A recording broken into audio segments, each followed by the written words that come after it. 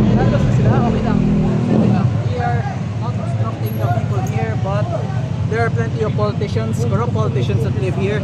So, papakita lang natin na no one is spared, not even the wealthiest people.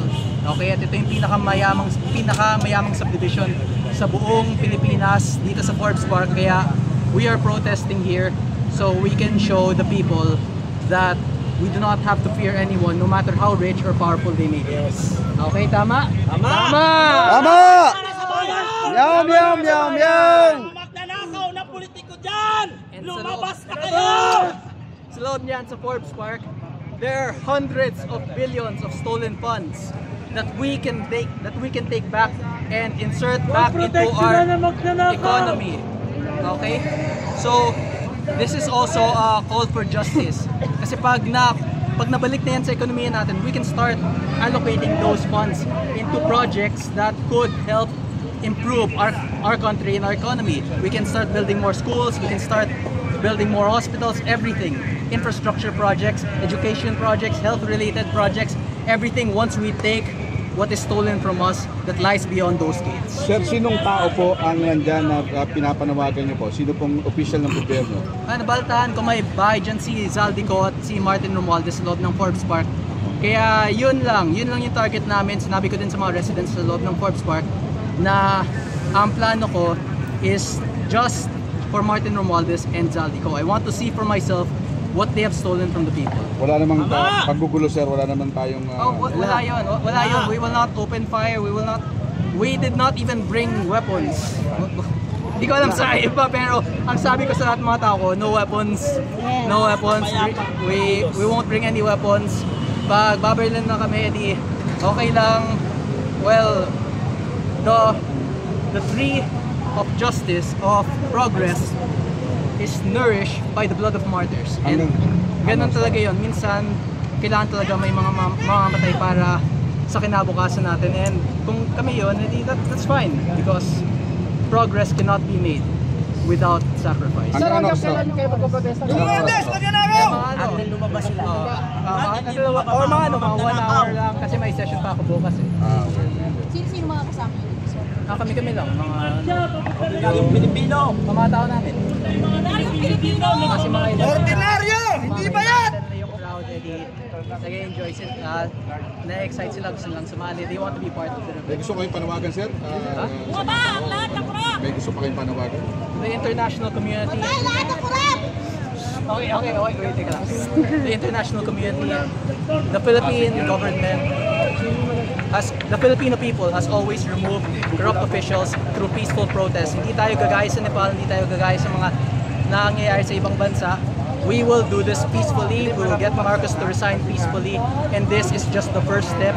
Every day from now on, we will be protesting at various subdivisions, yung mga pinakamayamang subdivision kung saan nakatira yung mga congressman, para makita nila na just as the ordinary people, the poor people are afraid to lose their houses during typhoons and earthquakes, ngayon, sila naman yung makakaramdam ng feeling na yung kalaban nila, yung mga naghahanap ng hustisya ay nasa labas na ng mga ganyan. Sir, hindi pa kayo natatakot? Baka balikan kayo ng gobyerno sa ginagawa? Okay lang yun, lahat naman tayo mamamatay. Wala lang pala. Yan. Bukas, mag-rally sa Forbes Park. Expecting na haharapin talaga kayo like the Ito or the Romualdez dito? Hindi ko alam, kasi si John Vic nandito din eh, di ba may mga police siya? Mga 2,000, 3,000 police mobilized sa Forbes Park, pero hindi pa siya lumalabas. I've heard that may headquarters sila doon sa loob, may temporary headquarters sila, pero hindi pa siya lumalabas. If John Vic's watching this, I hope he comes out. Sir, dati kinampanya niyo si BBM, saka?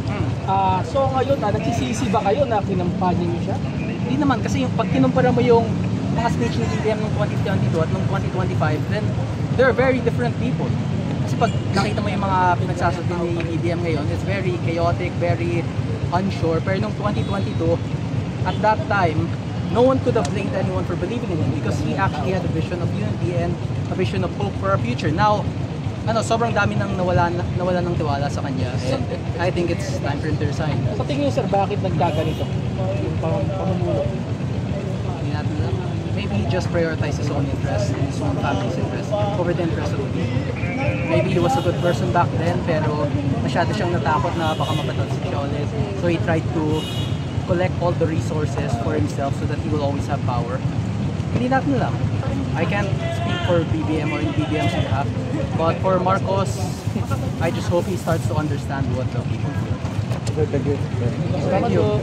So another one from you. You're a government official Yes. and apparently you're protesting against the highest executive. Have you given a heads up to other government officials regarding your protest today? Well, firstly, I'm not the only government official that is protesting. There are plenty of other protesters from different sides of the government, from the Senate, we have people who try to protest the march and from Congress as well. So we have different methods, but at the end of the day, what we want is to just get the money of the people back and to imprison those who was. So yan po lakas ng power ay force ng other government officials or namumukong kasamahan or po against the highest executive na nagpo-protesta. Well, grows every day. We are growing. That's what's Filipino. And hopefully, once they see the potential damage corruption is causing the country, our numbers will grow. Last time, President Marcos is here right now, or hindi natin lang kung ano ginagawa niyo, but you're here outside protesting. Anything you want to say for him? Sige. Ayan tayo eh. Meow meow, start listening to the people, or maybe you won't have the opportunity anymore if it's too late. Kasi at the end of the day, you are brought to that decision by the people. And once you start considering your family above the family of others, then the people will do the same. They'll start considering the interest of their own families over your family. Okay? Because the people believe in you. And there's still some who do. The question here is now, should they continue believing in you? Could you give a reason for the political believing? Kasi we believed in you, all of us did. We all thought you would make things better, but things are not better. Our economy is collapsing, the peso is rapidly deteriorating, our stock market also crashed, and now we are facing instability in the possibility of secession again.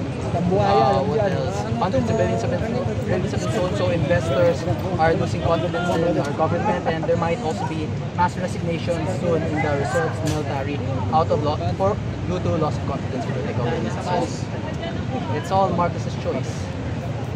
Sir, last na sir, bakit nyo ginagawa ito sir? Bakit nyo ginagawa? Wala akong ibang magawa today. Board lang, imbis na mag-games na ako sa bahay. Ginagawa ito pa, kasama kayo sa kalaw na to. At least I am doing something constructive. And this is part of my role as a public official. Yes. Labanan ng corruption. And if I cannot fight GMA. Kaya nga, ayusin nyo, then GMA. here where I do have numbers, where I will fight. Yes, tama. Filipino citizens regarding yung ginagawa nila ngayon. Do you want them to Ayusin yung pagkikipag-usap mo. Yes, of course.